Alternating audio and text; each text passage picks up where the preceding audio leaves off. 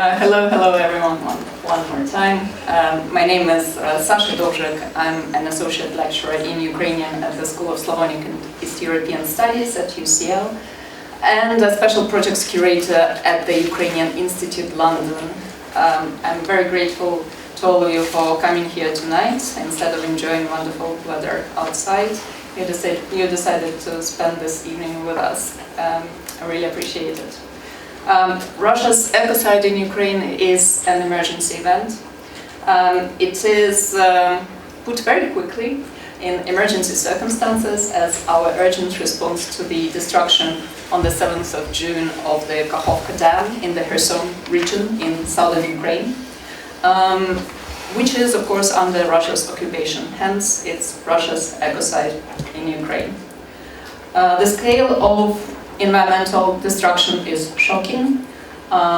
What has also been shocking for many Ukrainians is the kind of muted reaction of the international community to event of such enormity, to the crime of such magnitude.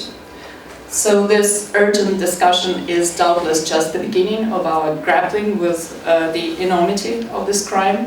The effects of Russia's destruction of the dam will be doubtless felt not only in Ukraine but throughout the world and for decades to come.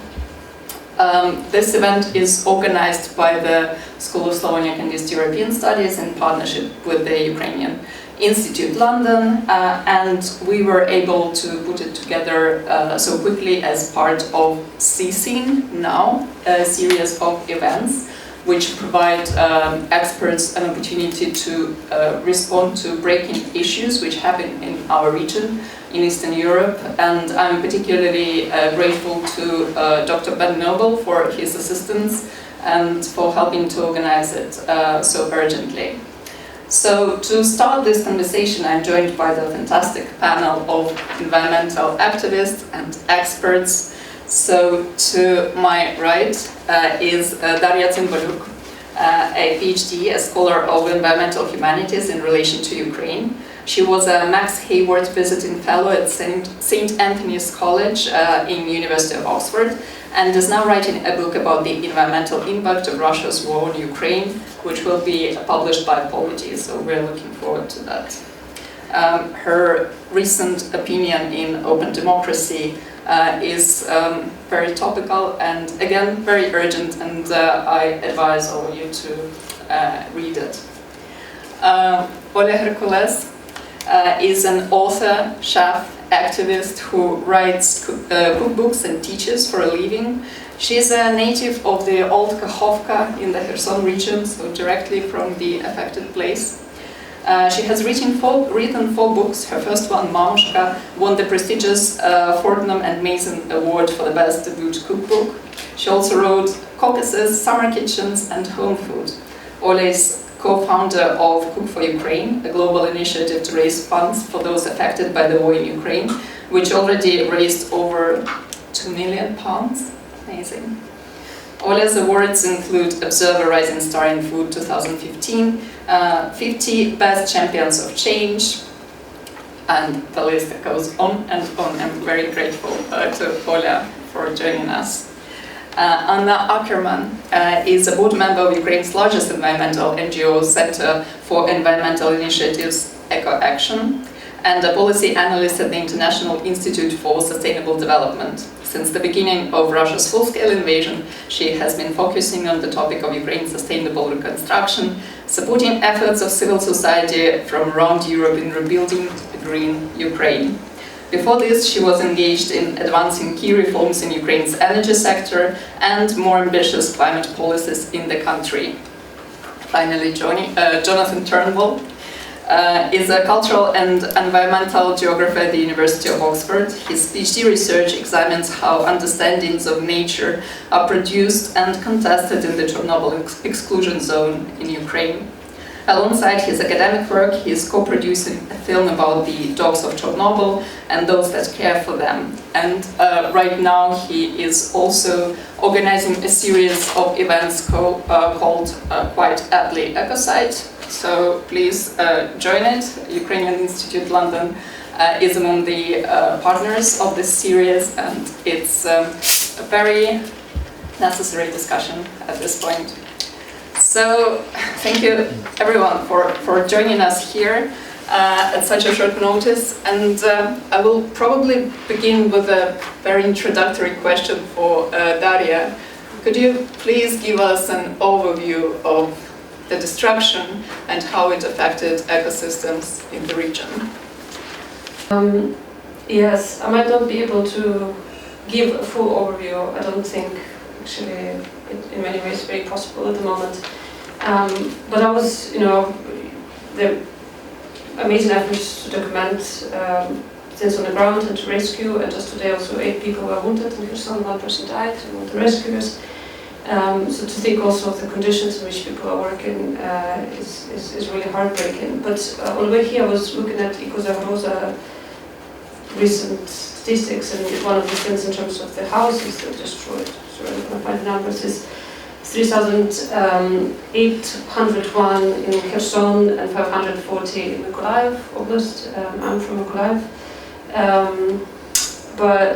And there are many, there's so many numbers of how many things are destroyed, how many tons of oil are now in the water, and things like that. But sometimes I feel also overwhelmed by numbers, and I wonder, as a person in environmental humanities, how can I respond to them, and what does it do? And also sometimes feel that numbers can be quite dehumanizing and normalizing the situation on the ground, because one thing that I learned, so my previous work has been with people displaced from Donetsk and Luhansk Oblast, and I focused on the aspects of displacement, and one thing, the way we study displacement is also through numbers. Mostly people always give you statistics of how many people, and also not everybody is documented, but how many people are displaced, how many people are employed, etc., etc., etc.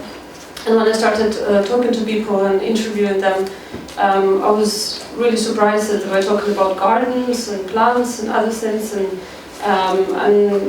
it was kind of like, it fell out of the pattern. But the more I worked and talked to people, I realized that any displacement is literally a loss of a world.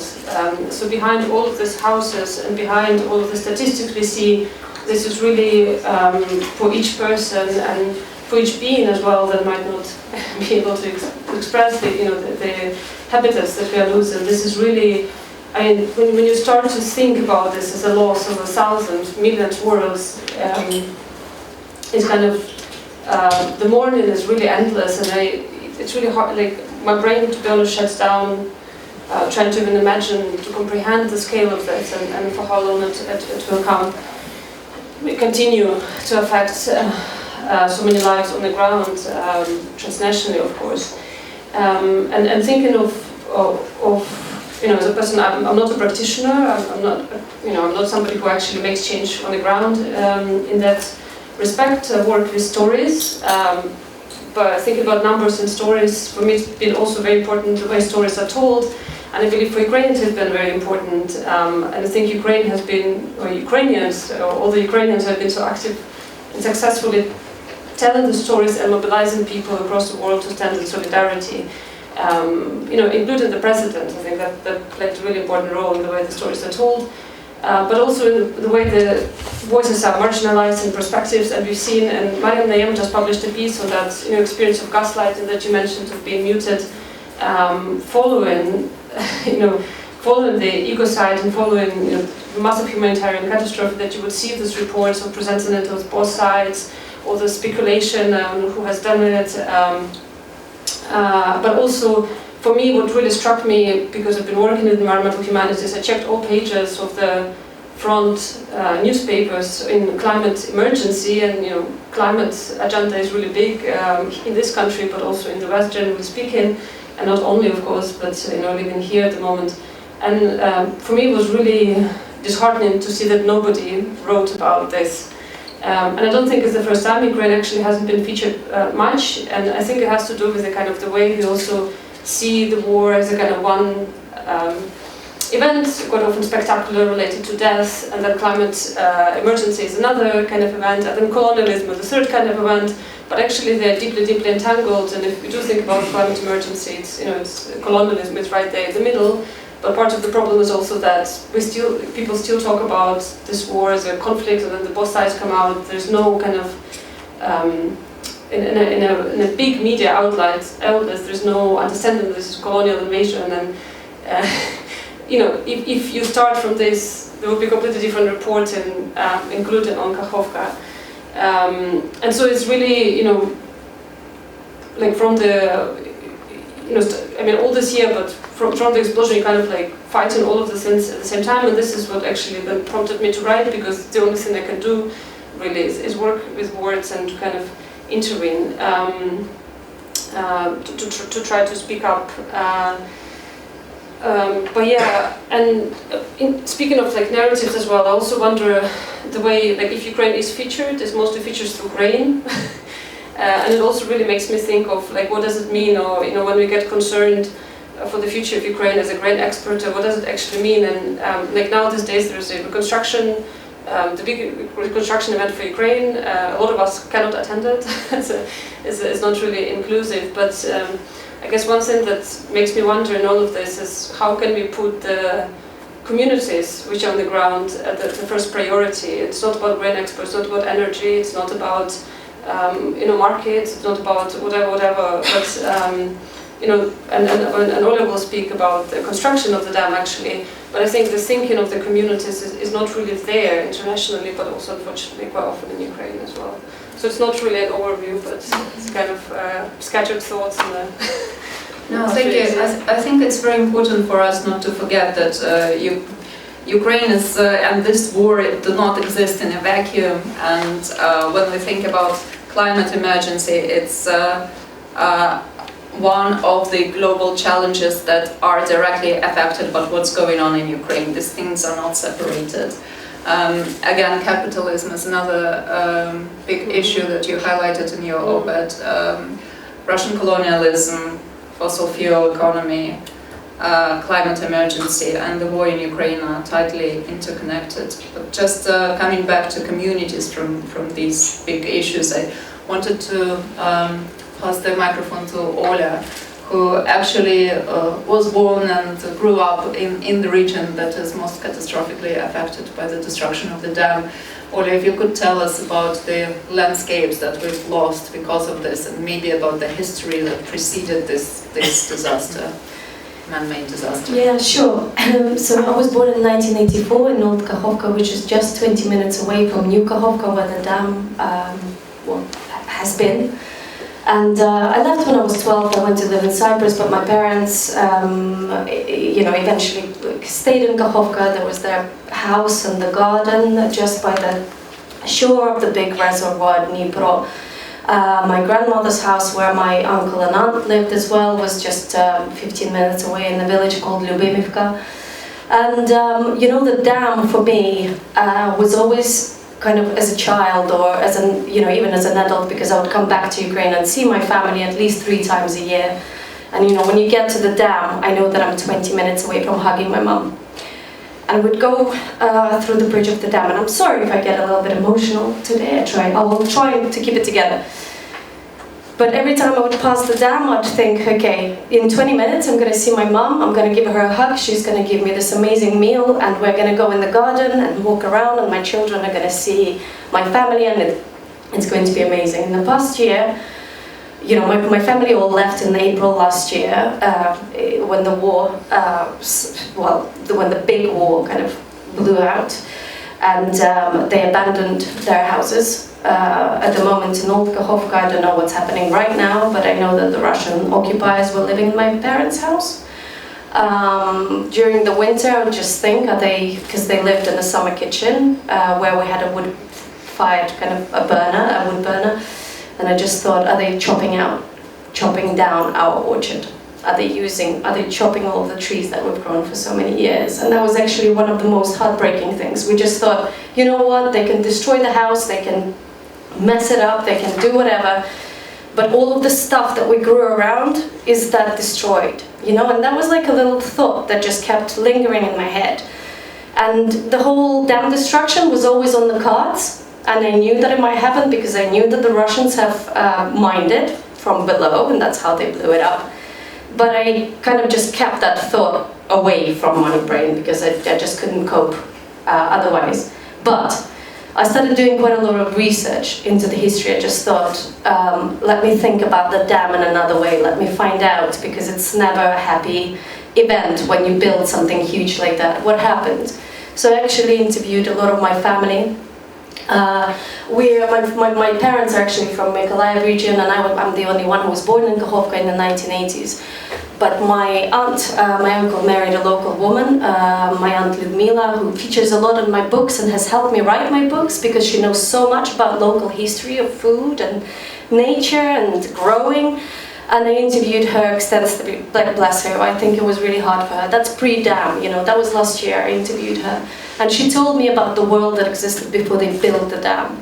So, you know, the Russian Empire has always wanted to do something with the steppes. They wanted to turn it into, you know, the old Muscovy.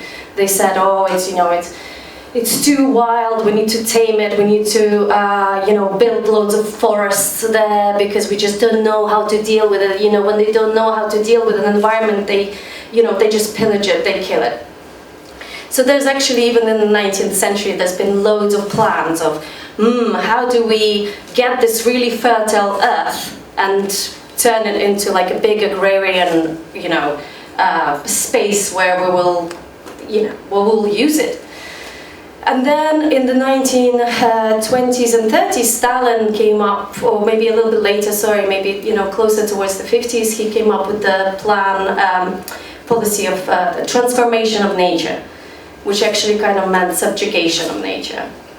And the Ukrainian steppe was a big part of that.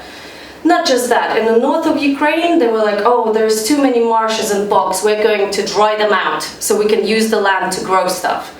In the steppes, they did the opposite. They said, we'll build these dams and we'll expand the Dnipro river, we will turn it into a big sea, and then we can do all the shipping, and it's also like strategically good for us, and we'll irrigate the whole area, which was quite dry naturally, and, you know, we'll just turn it into, you know, the basket that it is, that has become for the whole world, not just Ukraine.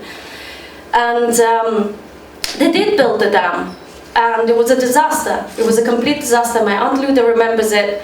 Whole villages were drowned. Some people were given just 3 days to pick up their things, and bulldozers came and they destroyed their houses, and within 3 days, after the dam was kind of like, you know, the waters released, they were flooded. Near Zaporizhia, there was a really important place called the Great Meadow, including 5 Zaporizhia sieges, which were like historical Cossack settlements. Everything was flooded. I'm just a little bit I'm just going to read to you about the landscapes a little bit, just about the floodplains. So in the steppes, apart from all of these kind of like virgin lands, never plowed, which were arid, and, you know, horizons as far as the eye can see, there were also little pockets of life, little pockets where people learned how to live with this environment, especially where the little rivers went into Dnipro. They were called floodplains. Floodplains included kind of these, you know, where bull reeds and bulrushes grew, and floating ferns and water chestnuts and weeping willows and elder trees and gelder roses and loads of wild, you know, fruit trees like cherries and pears, etc. And people, you know, made their lives there. They grew their vegetable patches right on the shores of these little rivers.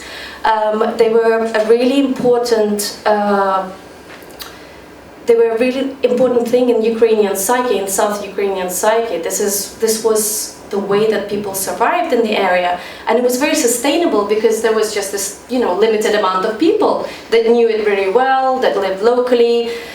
You know, even things like during Holodomor, when the Soviets created this artificial famine, people that lived in these floodplains were quite secretive about them. Like, Bolsheviks didn't really know, it was like a mysterious thing for them. And people actually went during Holodomor, during this forced starvation, when Bolsheviks came and tried to confiscate their, you know, sacks of wheat or sacks of potatoes. People went to the floodplains and kind of like drowned their goods there, and this is the way they survived. There's also loads of sorrel and mushrooms that people could pick. It was just such an important thing to us, and they were absolutely beautiful. And with this construction of the dam, 65% of these floodplains were destroyed. They were gone. Villages, churches, everything was flooded. People lost their homes and their gardens, and actually quite a lot of the times people weren't relocated into similar houses where, you know, it was a separate little clay house, you know, what we call Ukrainian chata, with all of their vegetable patches. They were urbanized. They were sent into Khrushchevkas, into these, like, you know, high-rises in New Kakhovka, and people actually, you know, all of these ecosystems and people living within those ecosystems, it was destroyed, more than 65% of these floodplains. And still, we survived, we persevered. You know, when I was growing up, I knew of floodplains, of the surviving ones. There was a really beautiful one 15 minutes away from Old Kakhovka called Krynki. There's a video on my Instagram where I went with my new husband and my son and my mom and my friends, and, you know, we swam in the river and we laughed, and it was just absolutely beautiful. It is gone now. It's completely gone. It's never coming back. The damage is irreversible. And it's a cycle. It's basically, you know, and to us, it's happened again. It's not just, it's not a new thing. Like, it's not another, you know, it's not a flood that's just happened randomly. It's actually really triggering. It's like, oh my God, I can't believe they did it to us again. And, you know, there were some people, especially younger people during that time, it was the 1950s, that went, oh, you know, the new sea, you know, the new Kakhovka Sea, we were able to irrigate these lands, and, you know, all of these young people went to New Kakhovka and settled there. And now all of those people and their children, their houses, their livelihoods have all been destroyed. And, you know, it was extremely hard on the 24th of February. But when I woke up on the day that they blew up the dam, I didn't actually look at the news. I kind of, like, I was trying to kind of, like, actually not do it first thing in the morning, and then I started getting messages from my friends, and they're all saying, I'm so sorry, I'm so sorry, I'm so sorry. And I don't know what awaits us. I just want to talk about it, and I want people to understand that it's a cycle, and it's a cycle that we absolutely must break, and Russia must apologize, and they must make reparations, and they must admit to what they're doing, to how little they care about people and about ecology and about nature around us. You know, another reason why the dam was built, and other dams, you know, Kakhovka was just one of the dams that they've built throughout Dnipro, like destroying Dnipro all the way, was to supply water to Crimea.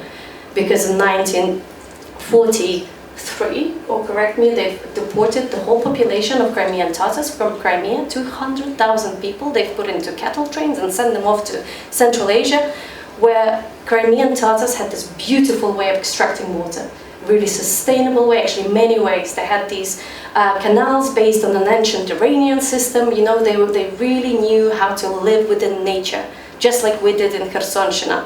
And once the Crimean Tatars were gone, the Russians came and they were like, oh, how do we grow stuff here? We don't know how to get water. Oh, let's go to Kherson, build this dam, pump the water through. It's very, like, ham-fisted, you know, very destructive.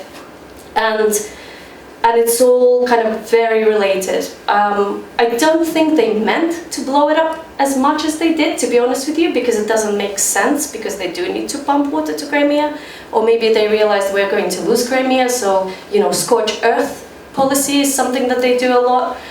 But I just really want people in Britain and all over the world to understand the history of it, to maybe, you know, delve into the history of it, to read books and articles.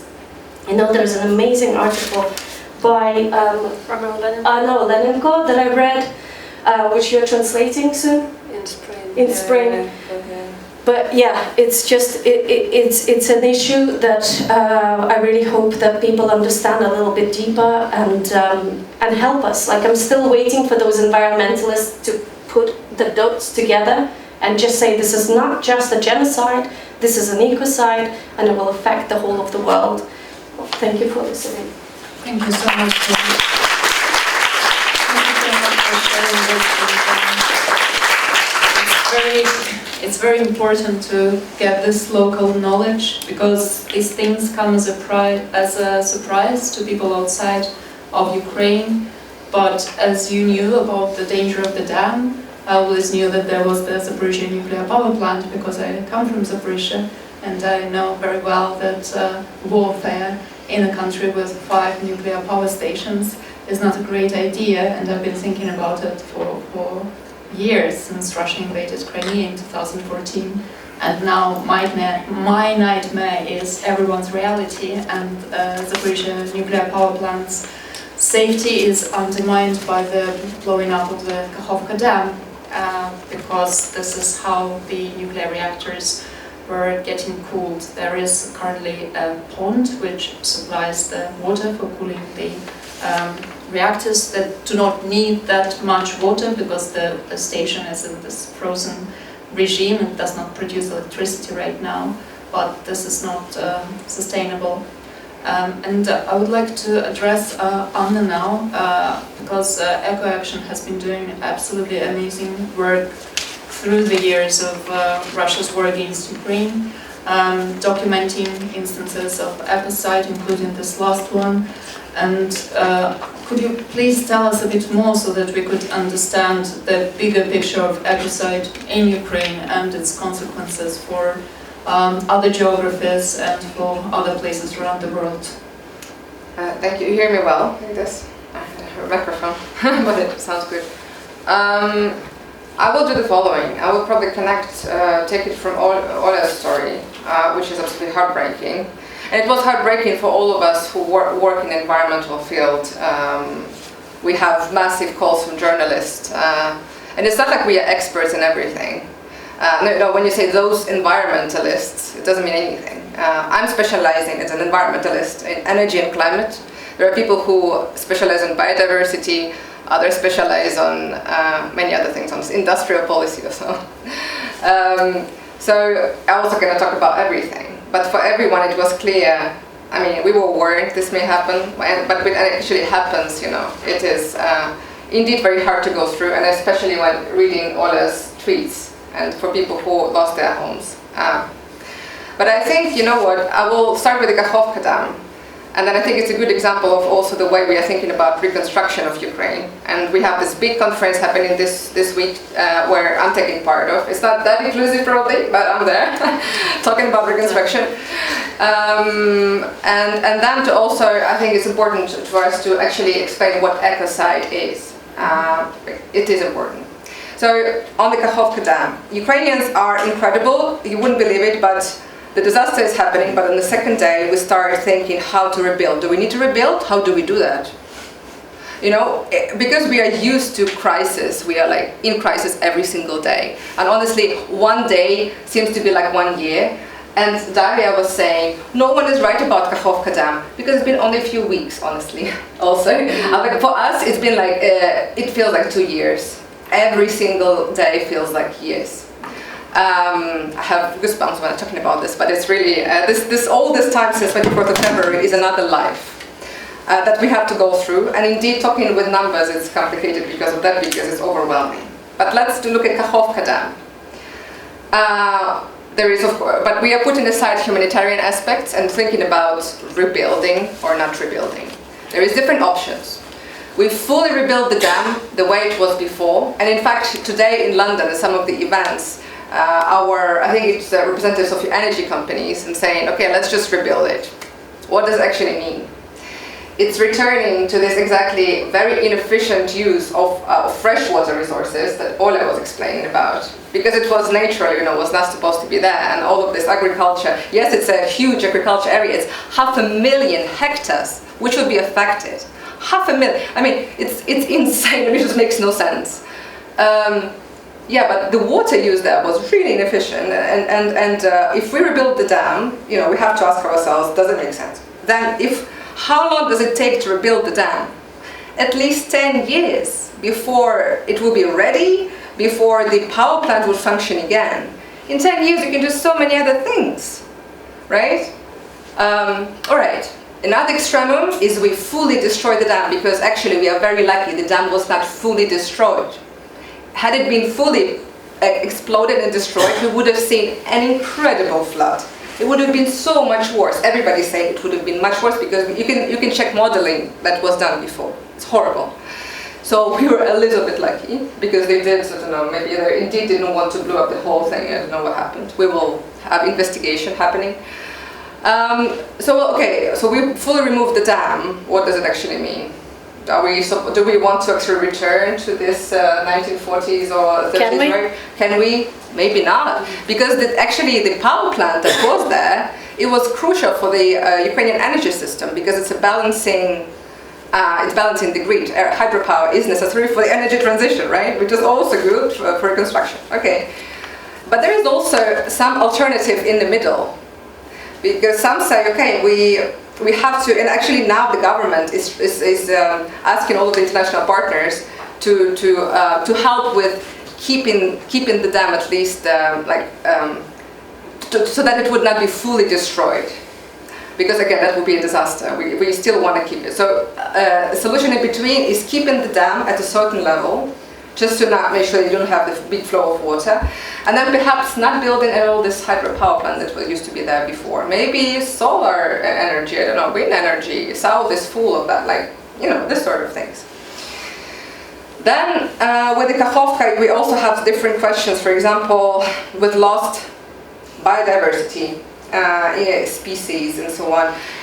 If you would like to read more on this, check the articles by Ukrainian Nature Conservation Group. They did an incredible analysis. They listed all of the biodiversity reserves, all of the different things that we're going to lose, some of them probably forever. Some of the species are unique for the world also. You cannot put a price tag on that at all. It's very complicated. It's impossible. But now I'm coming to the overall picture of damages to the environment. So if reconstruction of Ukraine is estimated by the World Bank at around $400 billion US, the Ukrainian Ministry of Environment estimates the overall damages done to the environment by Russia since only 24th of February of 50 billion. This is not the way World Bank calculates, because they just look directly at the economic costs. Again, some things you cannot calculate, but it's a huge sum also. And here I'm going, and let's look at 2014, and let's actually understand how much Russia already did before the dam. And no one, there were just a few organizations, no one was looking at that. The east of Ukraine, the occupied regions of Ukraine, there is coal mines flooded with all the toxic water that came up, and many were saying, you know, it's going to be a disaster if Ukraine regains those territories. There is no even technical solutions in the world to clean those things up, because normally it doesn't happen in normal world. Nobody wants to flood the coal mine, because it should be done properly, the water should be pumped out. But Russians, for them it was too expensive, boring, they just didn't do that. All of the industrial facilities of Ukraine's east, which is industrial region, again, destroyed or abandoned with toxic materials flowing out and so on. Absolutely horrible. And honestly, again, we cannot know how much it would cost for us to deal with that.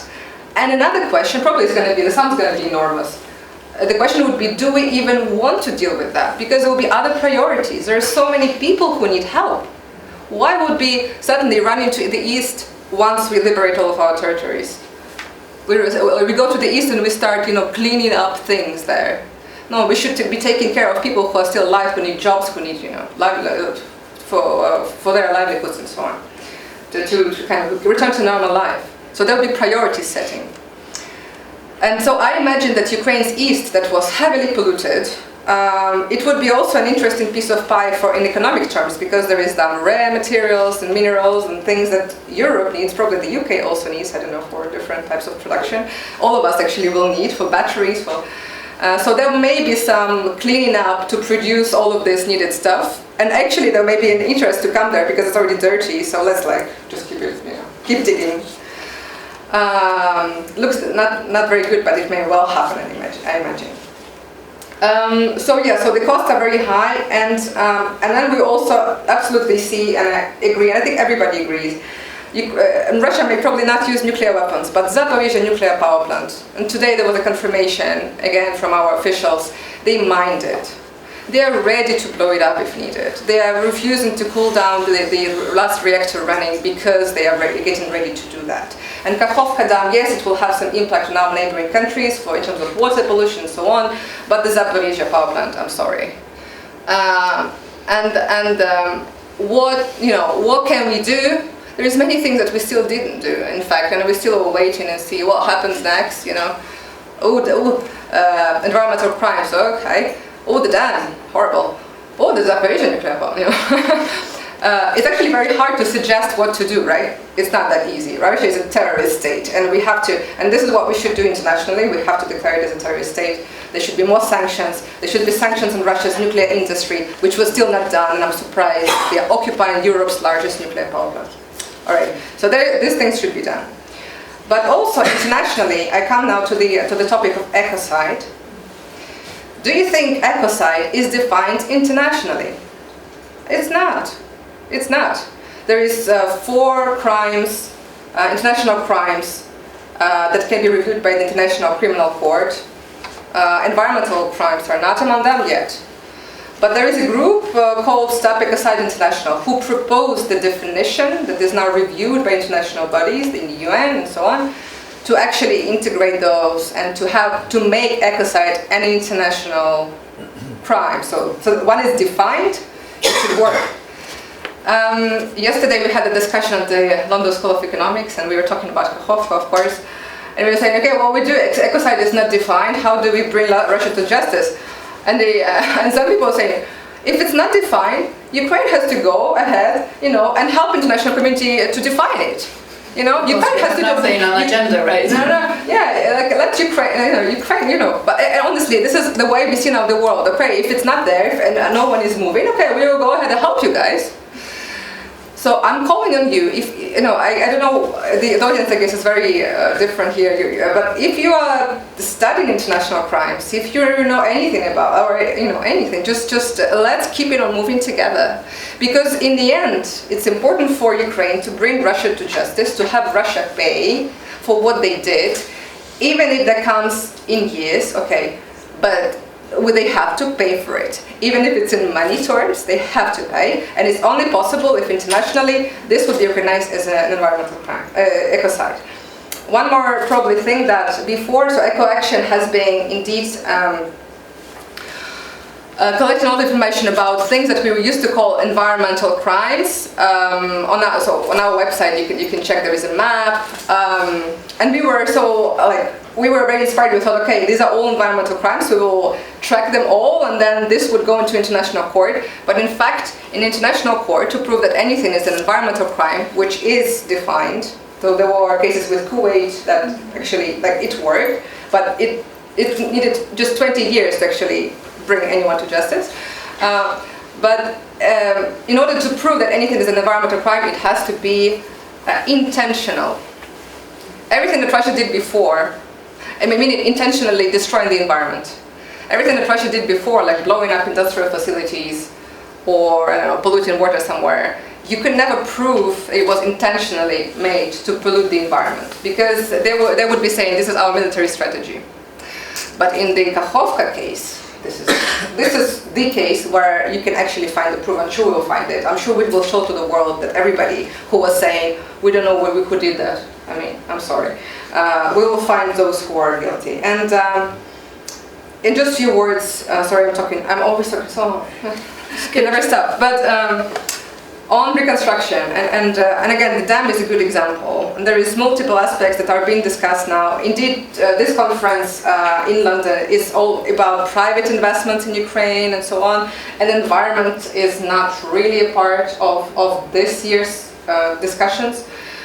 But in any case, when we talk about rebuilding Ukraine better, greener, I think there is more and more understanding that we really need that. We cannot be rebuilding Ukraine with, that will be rebuilding this huge dam, for example, because we think we just rebuilt to the way it was before. None of the Ukrainians want to rebuild to the way things were before. They want to build better. Better meaning modernizing, better meaning making the economy of Ukraine, 21st century economy, making it green, meaning Ukraine could be producing windmills also, heat pumps, energy efficiency materials. Ukraine could be actually caring about the environment and embedding it into reconstruction too. And there is many initiatives, many people who actually, many cities, they're incredible, they're working on that. I will talk about later if there is time, but for sure there is this will, so we'll see what comes out of this conference. But the Kakhovka case, I think, will be very special because we can actually push the International Society Act and actually contribute with this case, but also make it, I think, as an interesting case of a more sustainable reconstruction, the way we're going to manage it, the way we're going to plan it, and hopefully also we will try to contribute to these discussions and to lead them in a good way.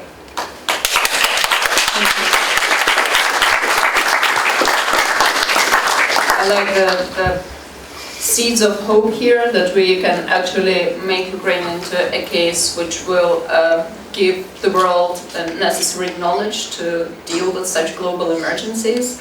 And what I also like is that we do not try to see it as a Ukraine problem. This is a global problem. This is not for Ukraine alone to solve. We do not need the definition of ecocide because it is important for Ukraine alone to bring Russia to justice. It is important for all of us to make this case and to pursue justice on international level. And it is important for all of us to limit the destruction of the environment in Ukraine because it will influence us globally, as I've said, for decades. We don't need to wait till Russians blow up the Zaporizhzhia nuclear power plant. Honestly, we don't want to see the consequences of that. I'm now going to ask Johnny, because Jonathan, I'm sorry. We've been working on several projects together, so I feel over familiar now. Jonathan has been one of the writers in Ukrainian Institute London's Ukraine Lab project. It's an online residency which dealt with global challenges through the prism of Ukraine. So he has been one of those voices who helped us understand how Ukraine can provide some lessons for the outside world in dealing with environmental or information or security challenges. Jonathan works on the Chernobyl exclusion zone, and I'm interested in Chernobyl as people define it, the previous man-made technological disaster of this scale. I'm interested in lessons not learned from Chernobyl, which have led to the destruction of the Kakhovka Dam. Could you tell us your thoughts on that? Yeah. First, just thanks for everyone for sharing your stories. I thought they were really powerful, and yeah, thank you. And also, we've talked about the definition of ecocide being important for different reasons, but I just had a thought there around the etymology of ecocide, which is around home and to kill. And the way we've been talking about it and the stories that we've heard tonight are all around like the destruction of home, but also home as a more than human thing, the destruction of landscapes of humans and other than humans. So this is something that I've been thinking about when we talk about ecocide. But I think if we get to Chernobyl, as a historical event, I think it kind of crystallized a particular form of ecological and environmental consciousness within Ukraine when it happened. You saw the emergence of Zelený Sviet, or Green World, right after the Chernobyl catastrophe. But also we know that Chernobyl as a sort of political event was massively triggering of Ukraine's push for independence, and also has been described by scholars as one of the major events leading to the collapse of the Soviet Union. And I think in that, what we can see is that Chernobyl as an event really from the outset brought together that environmental consciousness with a kind of decolonial impulse, even if it wasn't called that back then, and fused together really tightly the ecological concerns that we're talking about today with the kind of concerns around national independence and freedom from the oppression of a state which can impose certain kind of environmental harms onto another one. And so I think that's quite possibly a lesson that has been forgotten, which we've seen, and I'm just reiterating here a lot of what you've all been talking about, but the kind of meagre response from environmentalists in certain pockets of the collective West. I think we've come to see that there's a bit of an inability to see these things as connected, and everyone here has given really good explanations as to why they are connected. But I think for me that's one big lesson that was right there from the start that hasn't kind of followed through. But then, you know, I also want to talk a little bit about recovery and what we can think about Chernobyl as an event that has, you know, happened 37 years ago. Things have changed since then. And so my PhD research was spent in the Chernobyl zone, hanging out with scientists and people who care for animals and people who visit there and do different things. And so when you usually hear about nature in Chernobyl, if this was an event that could be described as ecocide in certain ways, if we think about nature in Chernobyl, often it's represented to us through these grand spectacular narratives, David Attenborough, wildlife documentaries, you know. It's really kind of seen to have returned or recovered or come back and reclaimed the territory as its own, this sort of amorphous blob called nature. But then I was interested in kind of getting beneath those narratives. I found them quite spectacular, and I didn't really think that they told us anything much. And when you dig a little bit beneath the surface, you find that the story's not as clear cut as that. Nature hasn't necessarily returned. There's different species and different spaces that have been affected in different ways, and it's kind of what I realised is these narratives of recovery often cast nature as this thing that can just infinitely absorb human or anthropogenic violence. And so when we're talking about recovery, I think, again, to reiterate some of the points that we've heard already, that we're not talking about recovery to kind of pre-nuclear disaster or ecocidal flood event baseline. And going forward, I think it's going to be really important to understand how we live with these landscapes now. So, you know, we've talked about pollution in the east of Ukraine and other places, and these sort of ecological scars. And it's something that going forward, we're not looking for a return, as you just said, to like pre-catastrophe baseline levels, but actually there's going to have to be a lot of work done to understand what is there right now, what kind of ecological damage has happened, but also what kind of ecologies can thrive in these effectively novel ecosystems. And so I think that's going to take a lot of work from mainly the people who live there, who are going to have the most knowledge, but also researchers who can kind of, you know, help to understand what's there and how to help it thrive. And then I would say kind of, yeah, it's a case of after Ukrainian victory to be able to understand how to inhabit these spaces that's been created in these novel ecosystems. So yeah, yeah.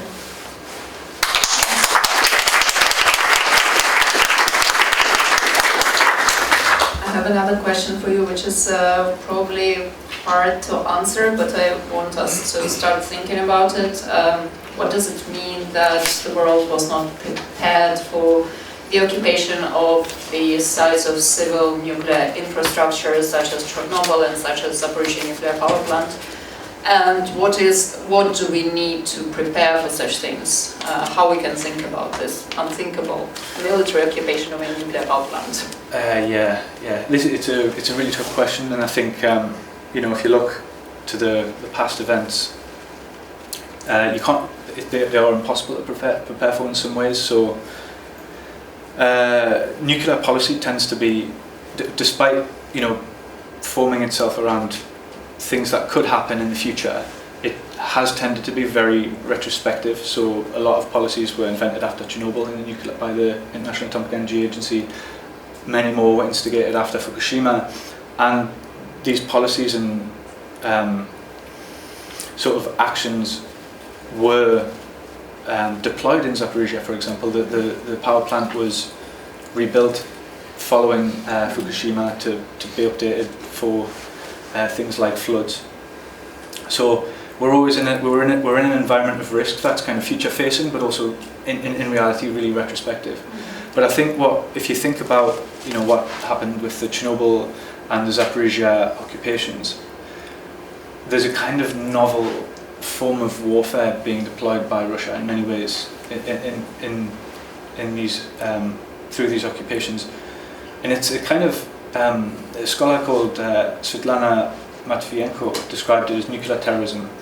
And what we see here is the kind of targeting not only of a civilian and national population of Ukraine, but actually it's speaking to like a broader global public as well, because it's and I think one of Matvienko's quotes was like, there's no outside to this war, and we see that materially with Zaporizhia, in that if something did happen there, you've got a nuclear event potentially of the scale, if not more, of what happened at Chernobyl.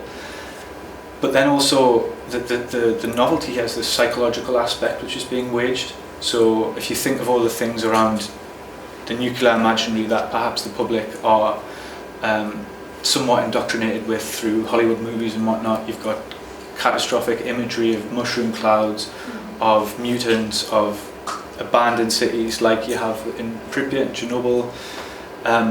And so it's a really powerful weapon, psychological weapon that induces fear. And I think that's something that's being targeted around the world to put pressure on the kind of collective West to not help Ukraine. And I think that is something that as a community we can do to prepare for things like this, is to kind of do our best to get through those spectacular myths of what is happening, but also to kind of somewhat educate people around whether we think this is a feasible second nuclear catastrophe in Ukraine or not. It's quite unanswerable, but I think this form of nuclear terrorism is as much about the physical occupation as it is about the kind of psychological occupation that's going on as well. But yeah, in terms of answering the question about preparation, I think it's a very difficult one that I don't really know. Mm-hmm. If I may say just a small thing about Ukrainians, in the I think that last summer in the office of Eco Action, in the evening I'm reading the news. Yeah, it was August 2022. I'm reading the news and I'm telling everyone in the office, wait, they said that they would blew up the Zaporizhia nuclear power plant. I think there was the news of that story. And the director looked at me and she was like, yeah, let's go for beers. And because we were already over so much hold on to everything else, everybody was like, yeah, I mean, honestly. This is how Ukrainians are prepared. I mean, you're prepared, I think, already for everything, which is horrible. It's not supposed to be that way. It's horrific. It's a horrific thing. Yeah, that way absolutely. but yeah. Humor is a weapon, right? It is, yeah. Especially when you're powerless, what you do, you resort to humor, right? But I hope this is empowering in a way. At least raising awareness and sharing knowledge should be empowering. And I wanted to ask all of you if there are some aspects of the destruction of the Kakhovka Dam that we have not touched upon yet, and you think that you would like to highlight for our audience before we pass the microphone to our members of the public. Maybe I have one thing quickly, just following what Jonathan just said, and it strikes me actually. So Russians are actually using, because you said that it's a novelty, and actually it's not a novelty that they're targeting big energy, so centralized energy production, right? They did it in Georgia too. There was a hydropower plant that they also immediately seized, basically, and it helped them to seize territories in Georgia. So, but they basically use the things that they built themselves. They seize the things that they built themselves. Because Soviet time, it was all about this centralized, huge centralized system, Stalinist, huge stuff. But when you look at the energy sector, and this is where I think it's also inspiring to look at what Ukrainians do, what they actually understood through this war, and all of the Russia's targeting energy infrastructure. So Russia had all of the plans of the whole Ukraine's energy system, and it was so easy to deal with that. Just like, okay, there is a big thermal power plant, nuclear power plant, hydropower plant, it's just that you damage, destroy, and it's gone. What Ukrainians did, decentralized renewables. You have a solar panel on your roof and a battery, and you're fine. Blackout, you reconnect, and it saved people's lives when they went under occupation in the north of Ukraine. So when we talk now about energy transition for Ukraine now, they don't care about climate, honestly. They care about autonomy, resilience, and resilience is this new energy systems too. It's not about building, you know, Soviet-style stuff. No, it's about actually small-scale, community-owned, close to yourself. You produce, you consume, you go ahead with your electric, I don't know, bike and so on. This is how things should be working, and it makes total sense even more than before. And I just wanted to quickly mention that it's still going on, and if you can keep donating, if you can keep talking about it, it's extremely important. My parents, who are both 65, and my uncle and auntie, who are in their 70s, managed to leave last April. A lot of people were not able to leave. Maybe they're disabled, maybe they're older, and there was just no opportunity. And actually in the occupied areas like Oleshki, it's a horror. It's an apocalypse. I try not to think about it, but it's impossible. There's people in such desperate situation, and on the unoccupied territories, there's so many Ukrainians that have just gone there and are helping, and it's incredible. Actually, my dad, who's in Mykolaiv region now, who's 65, and he said, I wanted to go there with my van and with water, and somebody on the ground in Kherson just said, don't worry, we're covered here. So unoccupied areas are covered, but the occupied areas, the Russians are shooting at volunteers that are trying to save people. It's apocalyptic, and if you can, I closely work with. There's a charity that you've listed, and I also work with a British charity called The Legacy of War, set up by a brilliant war photographer, Giles Dooley, and he works with Ukrainian charities that are on the ground.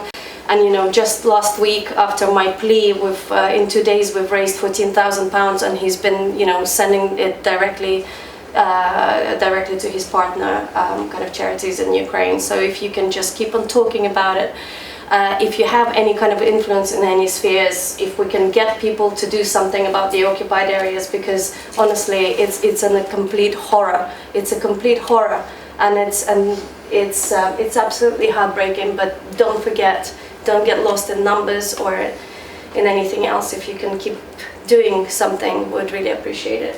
I think there's also a process by the Russian embassy on Friday, right? I think it's 6 p.m., is it? Ukraine Solidarity Campaign. 5 p.m. 5 p.m. No, not p.m.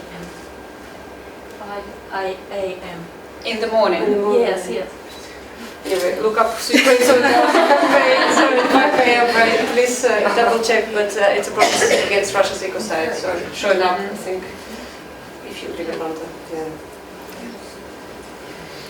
Thank you. I would like to pass the microphone to the audience. I'm sure there are many questions that you would like to ask our speakers. So please raise your hands if you have one. Microphone to the Peter. Thanks. First, thanks to all of you. It's really quite something.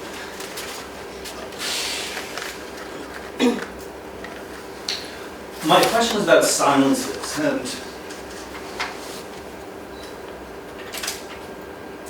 not just to what happened a couple of weeks ago, but what could happen. And a year ago, it was when I first learned about the nuclear power plant in Zaporizhia from William Colby. And we were at a pub, and he described sort of the potential of what could happen there, which was shocking. And yeah, we took another sip of beer. Look, what do you do? This is already a war crime. The nuclear terrorism label. I mean, if ecocide isn't already defined as a war crime, I assume that's not either. I'm not sure. It should be. The silence is already happening there in terms of the potential, and it seems like this is something that needs to be in people's consciousness before it happens. I don't know how one does that. But from what I understood, Sasha, you were saying that all of the generators or whatever they're called have been shut down except one, but the plant is producing no power. I was wondering, well, why don't they shut down the last one? And then from what you were saying, I understand that occupying forces are not allowing that to happen. That is already a war crime. Why are we not talking about this?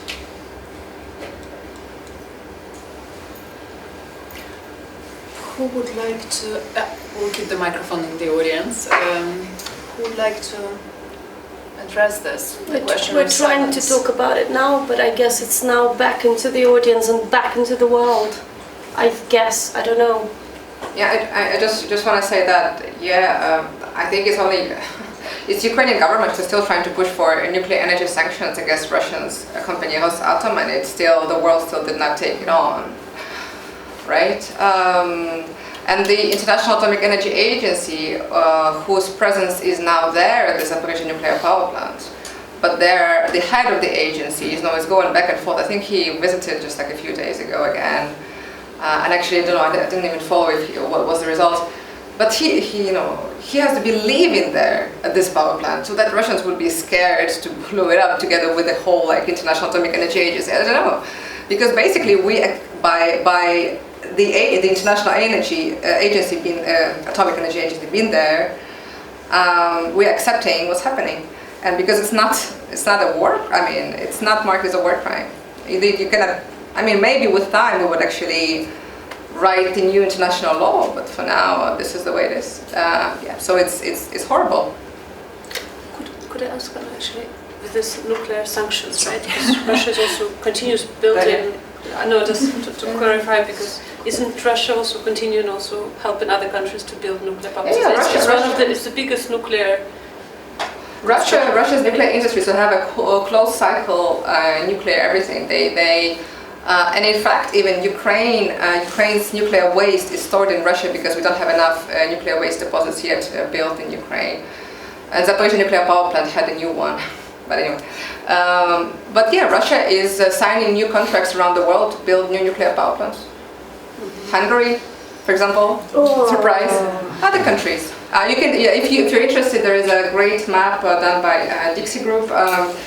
And we have tons of proposals of whom to sanction. Some, like last year, we were saying, okay, if you don't want to sanction the company itself, Rosatom, sanction the people who are at the Zaporizhzhia nuclear power plant, employers of Russia's nuclear energy, company. We are where we are. I think the world, when there is a word nuclear, the world is just being afraid of everything. Yeah. So it's only the Ukrainians who are not supposed to be afraid, I don't know. Well, I think in Ukraine, because we survived it in a way. Like the different, there's I think a different memory of it. I don't know, I feel like abroad it's more of a fantasy which is disconnected from, I don't know. I was just going to add that you can't, I'm not an expert on this, but you can't just turn reactors off. It's a process that is very difficult and must be controlled, and this was actually part of what led to the original Chernobyl nuclear catastrophe. Was they were basically doing a reset, and it was a test to shut down, turn it back on, it all went wrong. But one thing, there's very vivid accounts, written accounts, and also Alexei Rudinsky's new film is about, it's called Chernobyl 22, he's a filmmaker from Ukraine. He's got this film is about what happened under occupation in Chernobyl. Was it April last year? And what is the most terrifying thing for me personally is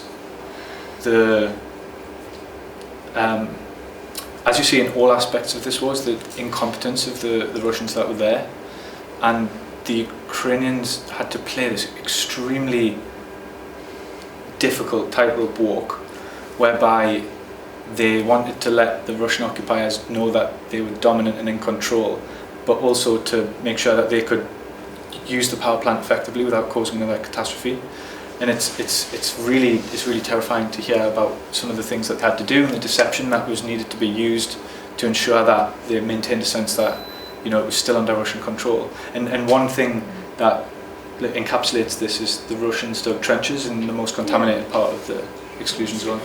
And I don't know if anyone else knows whether there's confirmation of this, but I've read reports quite frequently about people suffering from Radiation poisoning. Radiation sickness. They let but- their soldiers lie in the trenches. Yeah. Who does that?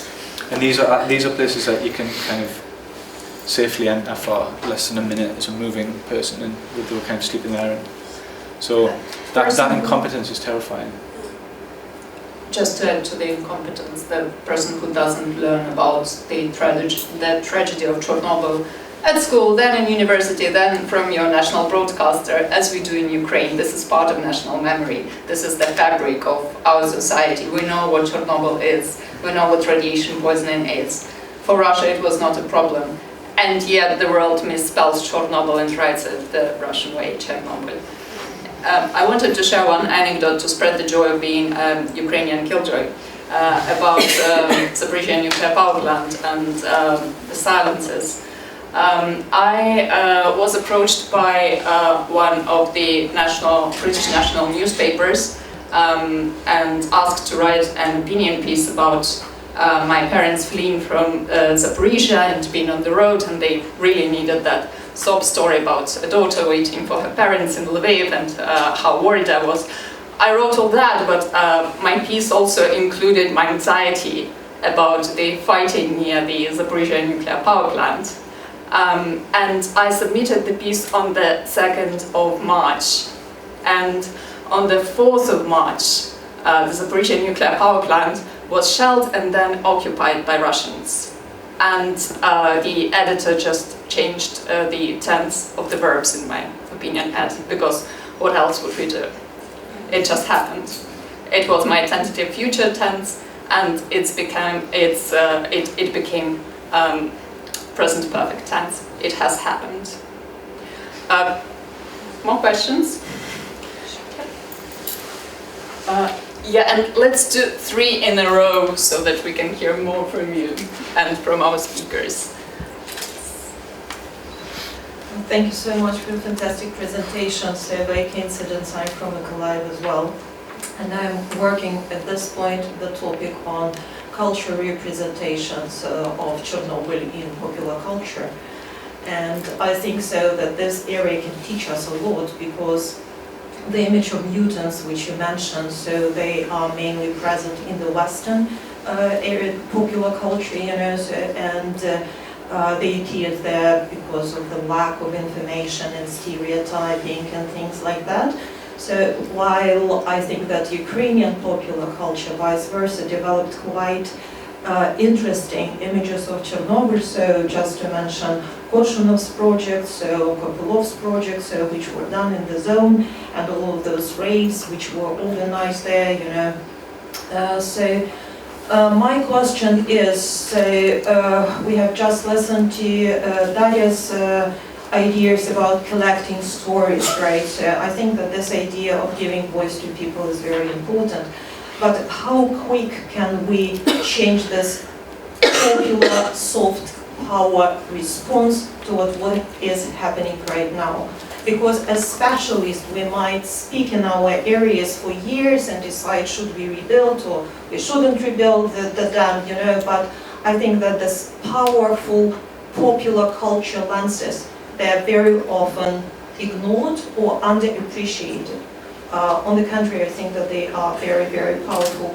So what do you think about this popular culture response to what Chernobyl and to what the event which has just happened? Thank you. Another question? Man in the back, please.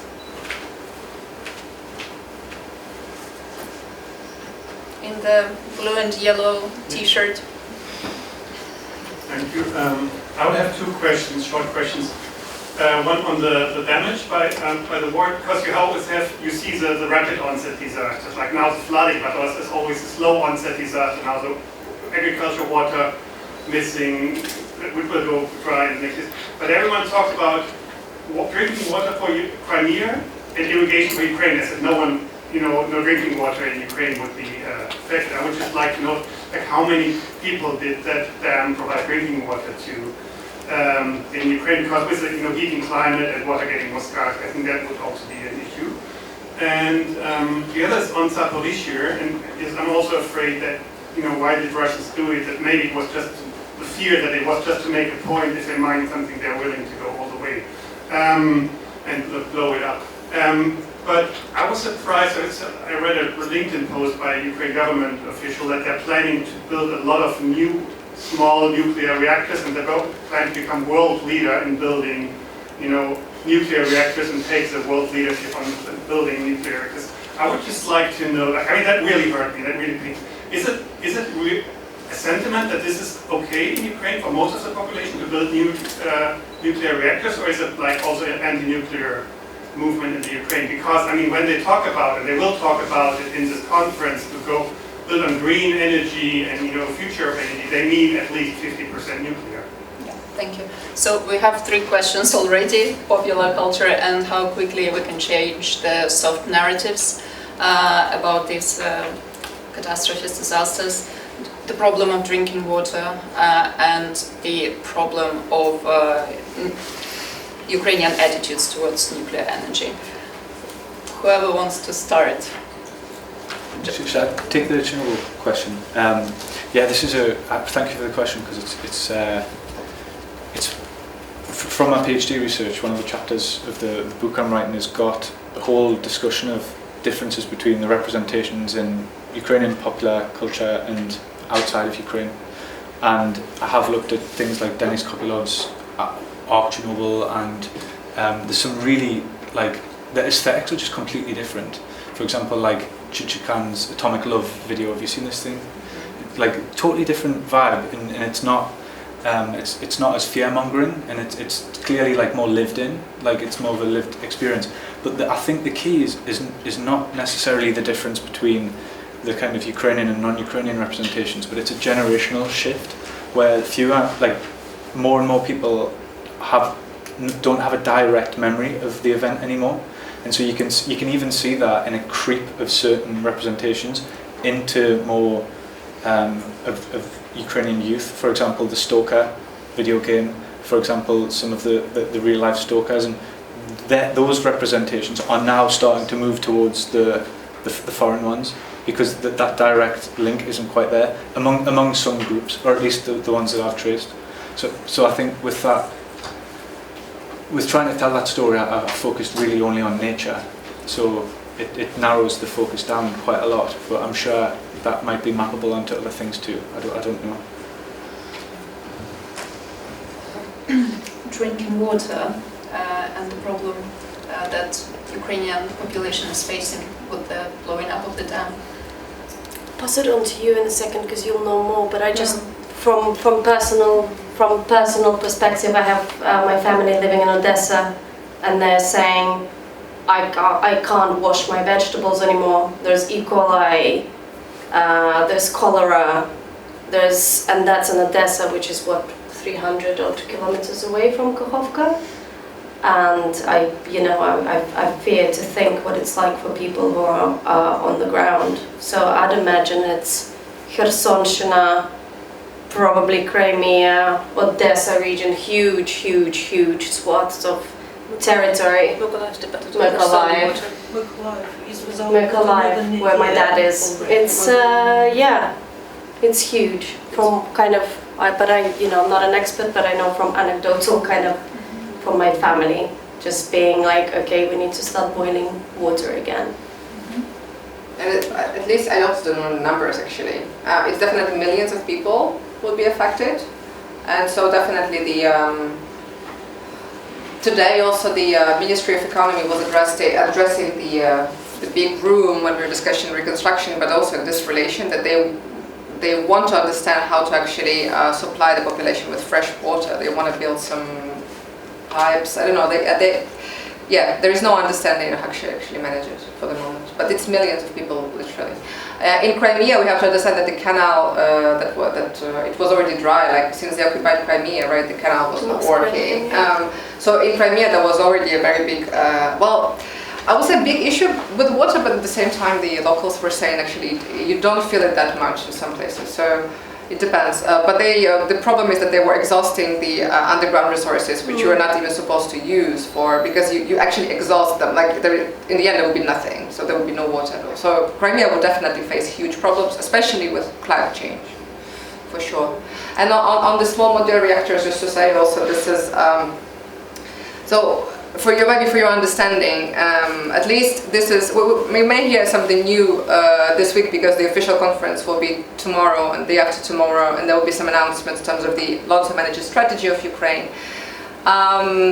Basically, the government of Ukraine, they are also trying to make the economy work and survive, so whoever is coming with some great proposals, it all goes into the plan. So there is green hydrogen, great green hydrogen. There is small modular reactors, great. New nuclear units, because we already have actually thousands of people working at Ukrainian nuclear power plants. There is a big industry, and they have their own lobby, right? So nuclear is good, gas, oil production, good. I don't know. Renewables also great for the future. Everybody agrees renewables are great. So you actually have a list of everything.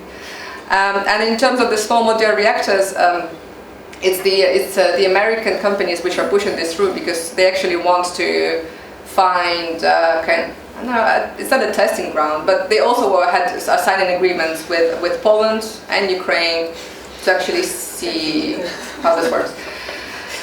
So anyway, but it's important to know that Ukrainians, because we did a few surveys in terms of the anti-nuclear movement in Ukraine, or does it exist or not, and I don't even know myself. Every time I'm asking Germans and Swiss, how come you decided to phase out nuclear and we don't?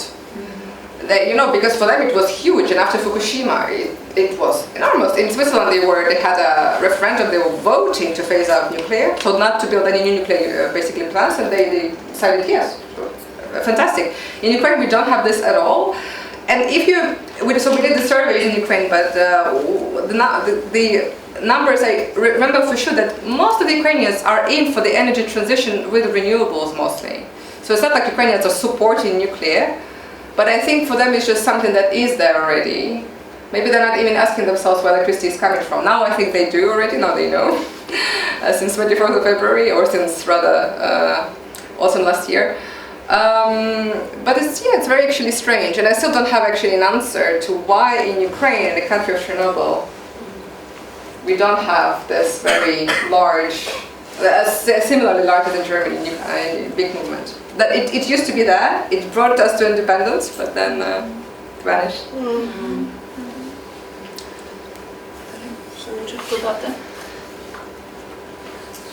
Yeah, actually we might connect, coming back to nuclear expansion, nuclear movement, and the popular change in kind of the popular mobilization. I think the fact that not only Ukrainians but people abroad went out on the streets in the beginning, first days of the invasion, really made a change, because Western countries are mostly democracies, and politicians, they care about what the public thinks as well. When I was trying to lobby for weapons for Ukraine the first days of March, I was kind of consulted by a former MP, and he told me that very efficient strategy is to send letters. So citizens send letters to their representatives, because those letters are actually read. And so what we were doing, we were kind of trying to organize a campaign, listing all the air defense that Ukraine would need, and just asking people to just contact their representatives. So I wonder if something like that could be done for nuclear sanctions. So there's when people go out and they protest, but also when they contact and email, and this kind of in democracies, this popular mobilization does work. It does work in authoritarian states. But I think that's because honestly, when the full-scale invasion started, most people didn't know anything about Ukraine, and it's the effort of all of us, and it's small effort. So I do believe in that this does play a role. So it gives me a bit of optimism, I guess. But so urging people on social media to do that kind of thing is a good thing. I mean, we were doing we had like a template. I was like advised by military strategists what to put there. So there would be like a pre-template to circulate, and then asking people to use the template, because most of us don't know much about air defense or something. So maybe we could Will you help me? We can maybe Let's do organize. But also Eco-Action has also this environmental call together with other organizations, right?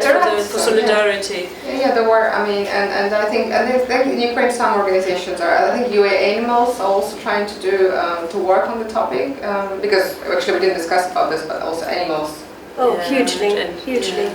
From big to tiny, I don't even. Yeah. Anyway, but there are animals in the red book that are that you can't get back.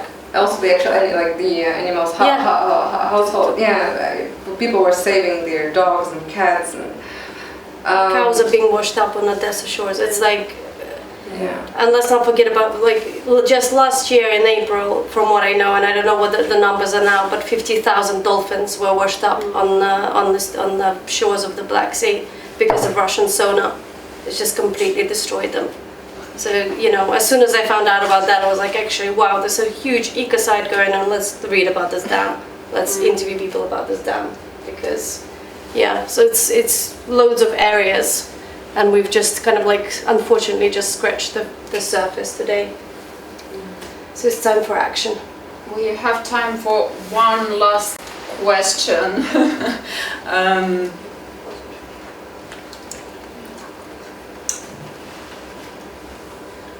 Thank you.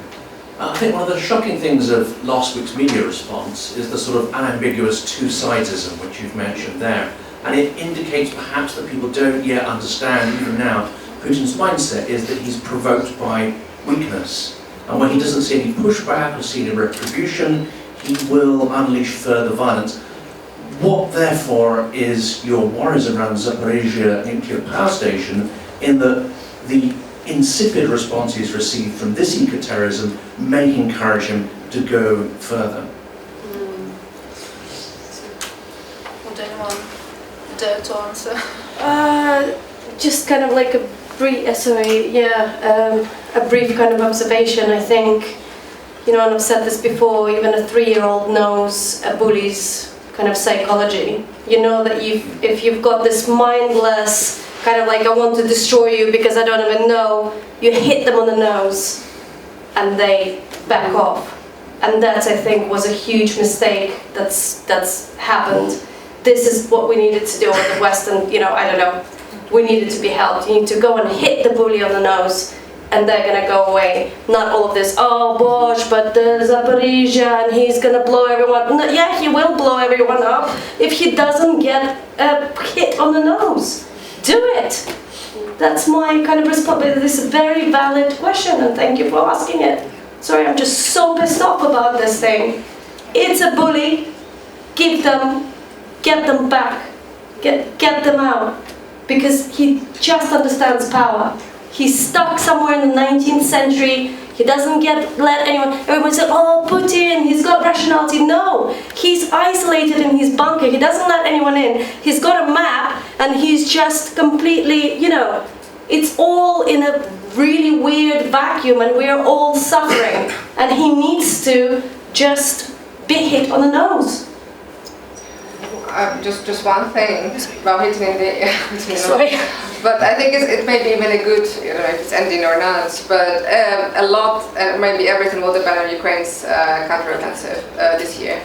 And even with Kakhovka, just after maybe 3-4 days, many people volunteers who were collecting money for the army, but then decided to help people in Kakhovka, they kept saying, look, we have to be helping these people, of course. But honestly, to avoid even worse, we have to help Ukrainians restore their territorial integrity and win, exactly, and do everything that you just said. This is the key for everything. So please, even if in the counter-offensive we don't reach, you know, as far as we should, then it means that just let's keep supporting. Because it's a matter of security of everyone. And yes, we are talking about reconstruction, but this is the... See, if you keep putting patches on, it's okay for a bit, but if the bully keeps hitting you, and in the end they just kill you. Yeah. And that's their psychology as well. It's like, if I can't have you, I will destroy you. Like an abusive ex-partner.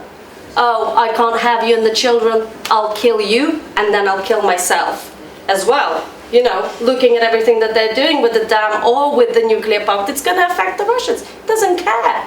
It's just destroy everything. That's their psychology, and we have to keep that in mind. And as you said, just keep helping Ukrainians to fight off this evil. Pressure the government. Pressure the government. Faster weapons, more weapons now, right? It's really, really hot. And thank you, the UK, for your support so far. It's been fantastic. Thank you. And I really thank you, everyone who helped. Yeah, me too.